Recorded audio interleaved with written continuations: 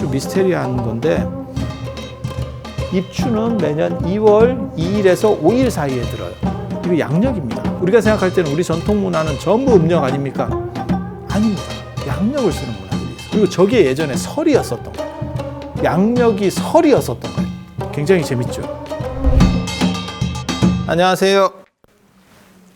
오늘은 입춘에 대한 이야기를 잠깐만 해드릴게요.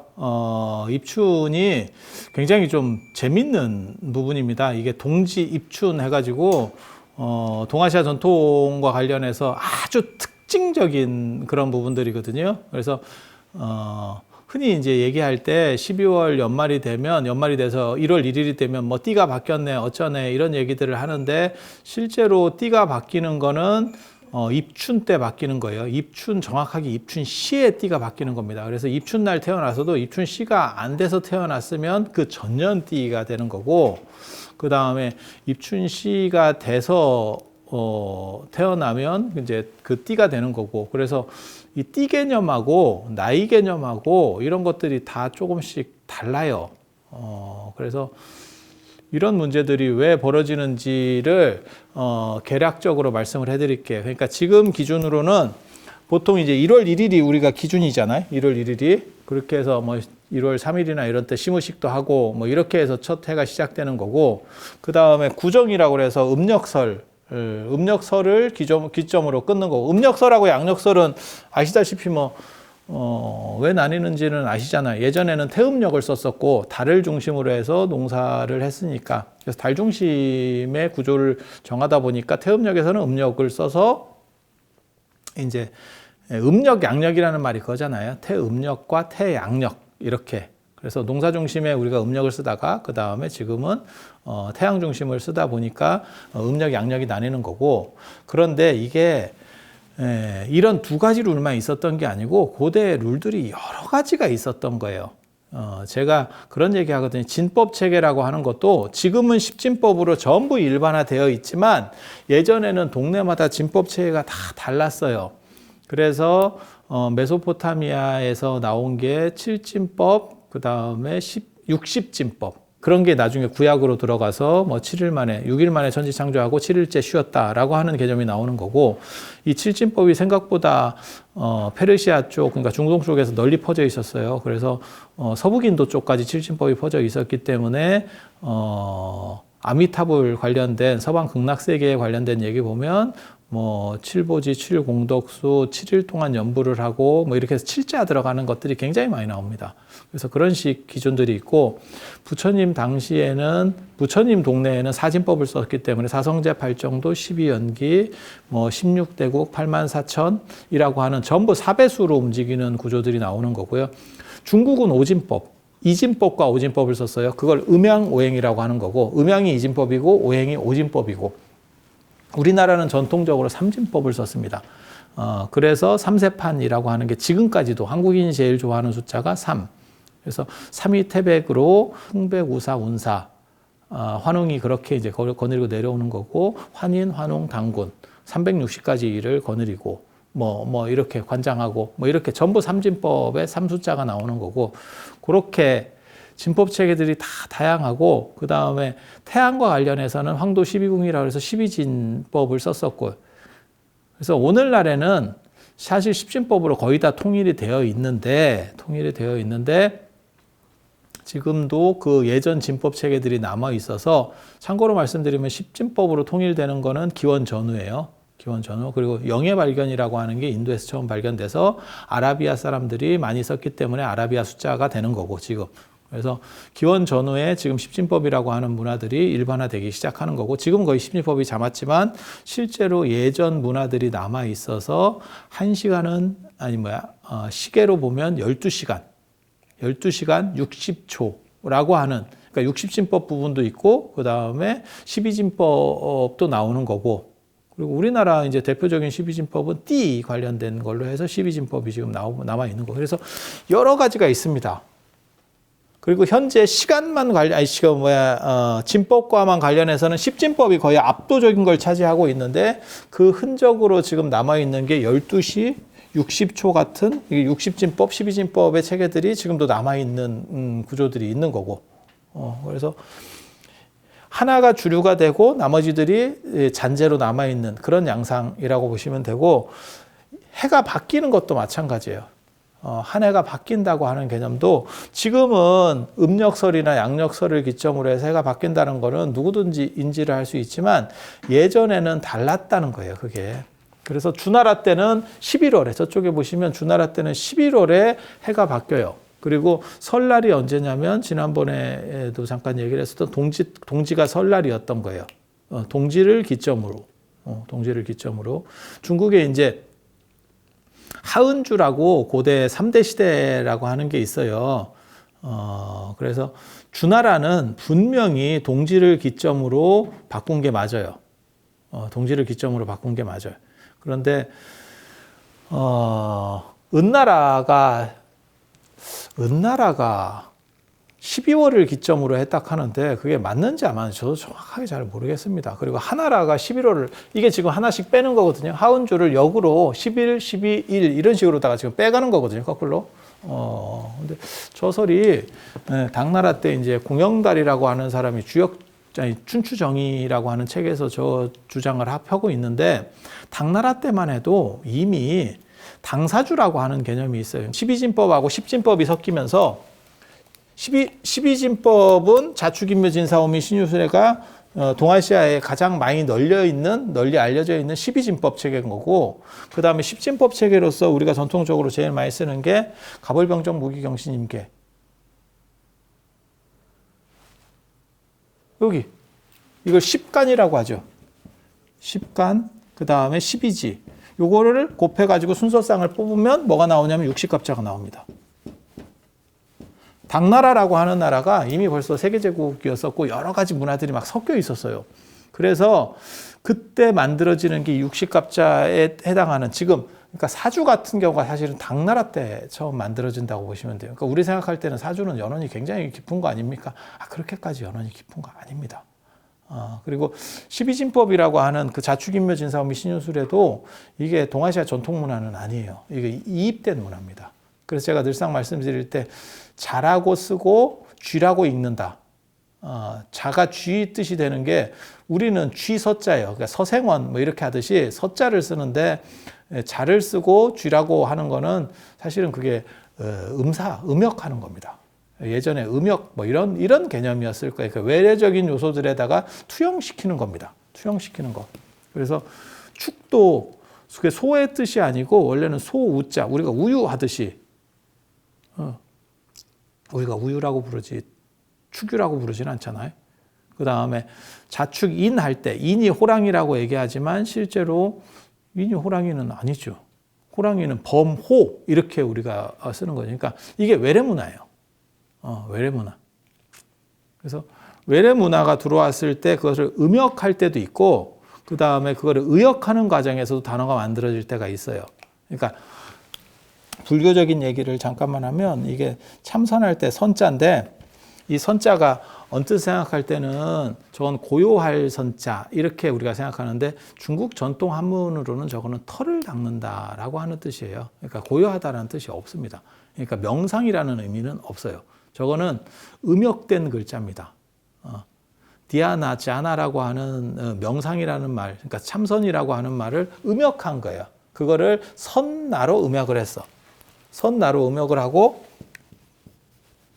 디아나, 자나를 선나로 음역을 하고, 그 당시 사람이 음역을 하고, 그 다음에 요 밑에 글자를 떼어내면서 여기에다가 아예 그냥 명상이라는 뜻을 넣은 겁니다. 그러니까 불교가 들어오기 전까지 이 글자는 명상이라는 글자가 뜻이 아니에요. 그래서 자도 마찬가지고 축도 마찬가지고 인도 마찬가지고, 그게 쥐, 무슨 소, 호랑이 이런 식으로 가는 글자들이 아니에요. 그 얘기는 뭐냐면 그게 다 외래문화라는 뜻입니다. 전부 외래에서 인입된 문화라는 흔적을 그대로 남기고 있는 거예요. 그게 전통문화, 중국의 전통문화면 그 글자에 원래 그 뜻이 있었어야 돼요. 그런데 그런 식으로 안 되거든요. 그래서 외래 문화들하고 중국 전통적인 문화들이 막 섞여서 만들어지는 게 사실 60갑자예요. 60갑자 하면 굉장히 오래된 것 같이 생각을 하지만 실제로 그렇지 않습니다. 그래서 이 60갑자에 기반을 해서 지금 사주 같은 것이 만들어졌으니까. 그래서 당사주라고 하는 표현이 있는 겁니다. 당나라 때 그것이 집대성돼서 만들어진 거고 지금까지 내려오는 그런 문화고 이게 이제 순서상으로 했을 때 한 바퀴가 완전히 돌아가는 게 60이니까 환갑, 회갑 이렇게 해서 한 바퀴 돌아갔다. 그리고 예전에는 이 60 정도면 사람이 죽죠. 그래서 저거를 환갑 맞는다는 게 쉬운 일이 아닙니다. 제가 늘상 얘기하지만 뭐 율곡이나 그 다음에 신사임당이나 다 환갑 전에 다 돌아가시니까. 57세, 59세 막 이런 때 돌아가시는 거니까요. 아니 그분들 40대 돌아가셔요. 47세, 49세 뭐 이런 식으로 돌아가시니까 환갑 살 정도면 굉장히 장수하는 거예요. 그래서 환갑이 끝나고 이게 어떻게 보면 진법에서의 100하고 101의 의미라고 보시면 되죠. 요즘으로 얘기하면 요즘은 100을 가득하다. 이게 온, 완전하다. 그리고 100일 하면 하나가 더 나아가는 거죠. 그래서 60에서 이걸 완전이라고 봤기 때문에 저기서 하나가 더 나아가면 진갑이 되는 거죠. 이거 만으로 해서 60일이 환갑이 되는 거고. 그죠? 그 다음에 하나 더 나가면 또 새로운 데로 나간다 해서 진갑이죠. 새로운 데로 나아갔다. 진갑. 갑으로다가 새 갑으로 넘어갔다. 이렇게. 그래서 이런 식으로다가 예전 흔적들이 남아있는 것처럼 설이라고 하는 개념, 1월 1일이라고 하는 개념도 연이 바뀐다고 하는 개념도 실제로는 예전에 여러 가지 룰들이 있었어요. 여러 가지 룰들이 있었어. 그 중에 가장 대표적인 게 동지라고 하는 거고, 동지는 주나라 때 설이니까. 그리고 또 한 가지가 뭐냐면 입춘이라고 하는 거예요. 입춘. 그런데 이제 입춘이 미스테리합니다. 입춘을 기준으로 한 나라가 과연 존재했느냐라고 하는 게 한 가지하고 왜 하필 입춘이냐? 입춘이라고 하는 거의 의미는 분명해요. 그러니까 동지는 밤이 제일 길고 낮이 짧으니까 뭐 동지 당연히 태양이 부활한다라고 하는 개념으로 전 세계적으로 있는 거고, 그리고 입춘은 봄이 시작됐다라고 하는 거니까, 봄이 시작됐다라는 거니까. 그래서 농사와 관련돼서는 입춘, 태양과 관련해서는 동지. 이건 뭐 분명한 의미거든요.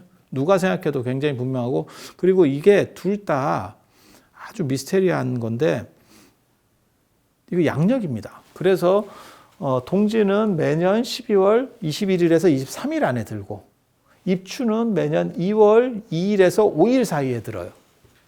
그러니까 저게 양력이에요. 우리가 생각할 때는 우리 전통 문화는 전부 음력 아닙니까? 아닙니다. 양력을 쓰는 문화들이 있어요.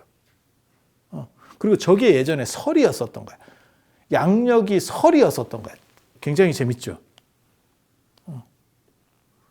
그런데 동지는 의미가 분명해요. 그러니까 기원이 분명해. 그건 주나라 때 설이었었어요. 그래서 제가 전에 그런 얘기를 해드렸는데 지금은 1월, 2월, 3월, 4월, 5월 이렇게 하면 그 1, 2, 3, 4, 5가 딱 이렇게 달이 정해져 있고 1월이 정월이다라고 하는데 실제로는 예전에는 정월이라고 하는 개념은 옮겨 다녔다. 그래서 주나라 때 정월은 11월이었던 거예요. 1월이 정월이 아니고 11월이 정월. 그러니까 기준점. 왕조의 기준점, 그걸 정월이라고 하는 거예요. 그리고 은나라 때는 12월이 정월이었대. 하나라 때는 1월이 정월이었대. 근데 저 얘기가 뭐 공자가 해놨거나 그 정도 얘기를 가지고 해놨으면 참 그게 알아듣기가 쉬운데 공영달이라고 하는 분이 공자의 후손이기는 한데 당나라 사람이에요. 당나라 사람이 저 말을 할 정도가 안 됩니다. 연대 차이가 너무 많이 벌어져서. 그리고 하나라는 지금까지도 저게 역사냐라고 할 정도로 그러니까 중국 황하 문명 그러면 은나라를 기점으로 하거든요. 은어의 발견이라고 하는 거예요. 그러니까 여기는 거의 전설 속에 있는 거예요. 근데 거기까지 다 맞춰놨잖아요, 지금. 그래서 저런 것들이 타당하냐. 당나라 사람이 한 말을 가지고 어느 정도 신뢰할 수 있겠느냐에 대한 문제가 벌어지는 거고, 그래서 공영달의 주장을 이게 믿을 수가 없어요. 믿을 수가 없어.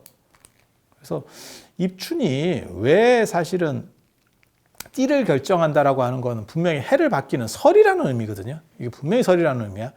동지도 아세, 작은 설이라고 하는 게 설이 지금같이 1월로다가 바뀌는 바람에 1월 1일이 설이 되는 바람에 이거는 예전 풍속이니까 작은 설, 옛날 설이라고 하는 개념으로 지금 남아있는 거고 그 전에 분명히 입춘이 있었던 것 같아요. 그리고 사람들이 추정하기로는 그게 은나라랑 관련된다라고 생각을 해요. 그러니까 은나라에 어떻게 보면 설날이 입춘이 아니었냐? 라는 생각을 해보는 거예요. 그리고 은나라, 주나라 때까지만 해도 저게 유목민 문화예요. 유목 문화는 태양 중심입니다. 농경 문화가 달 중심이고 유목 문화가 태양 중심이에요. 그러니까 지금 우리가 태양 중심으로 해서 태양력을 쓰는 이유가 유럽의 문화가 전 세계를 지배했고 그게 미국을 거쳐서 우리한테까지 전파가 된 거죠. 그러니까 정확하게 말하면 유럽이죠, 유럽. 그리고 걔네는 유목이에요. 걔네는 농경이 아닙니다. 그렇다 보니까 지금 그 태양력이 지금 전 세계를 이렇게 주도하고 있는 상황이잖아요. 지금 우리도 마찬가지죠. 절에서나 음력 쓰는 거지. 지금은 음력은 달력을 안 보면 정확하게 음력을 기억하시는 분도 거의 없어요. 근데 예전에 농사 지을 때는 달을 중심으로 해서 전체를 짰었기 때문에 그때는 음력이 중심이 된 거고 그래서 지금 같이 양력 중심인 상황에서는 이게 굉장히 혼란스럽죠. 그런데 기원을 오래 넘어가 보면 이때까지는 이 주나라도 초기까지는 저게 유목문화 전통이 많이 있어요. 나중에는 이제 정착하면서 다 농경이 되는데 그래서 이때까지만 해도 분명히 저 양력을 썼던 흔적들이 나옵니다. 주나라는 뒤에 가면 뭐 왕조가 워낙 길기 때문에 뒤로 가면 완전히 다 바뀌어요. 그러니까 지금 인도의 저 아리안족 비슷하다고 생각하시면 돼요. 아리안족도 처음에 다 유목문화였었는데 나중에는 지금은 뭐 인도가 다 농경문화니까 그런 식으로 정착되면서 다 바뀌는 거예요. 그래서 이게 초창기를 얘기하는 겁니다. 그래서 사람들이 흔히 그냥 생각하기로는 이게 동지는 이거는 확실하고 이게 입춘과 관련된 거 아니냐? 은나라가 입춘과 관련된 거 아니냐라고 생각을 하는 거예요. 그런데 저거를 정확하게 판단할 근거가 없습니다. 자료나 뭐가 없어. 근데 동지까지는 정확한 자료가 남아 있는 거고 입춘은 자료가 없는 거예요. 그런데 생각을 해보면 입춘도 분명히 해가 바뀌는 거고 주나라 뒤로는 저렇게 하는 나라가 없어. 그러면 그 위로 거슬러 올라갔을 때 은나라일 거다라고 추정을 할 수 있는 거죠. 추정을 해볼 수가 있는 거죠. 그런데 이거는 양력문화이기 때문에 입춘하고 동지는 다 양력문화이기 때문에 저게 또 12월로 바뀌지 않아요.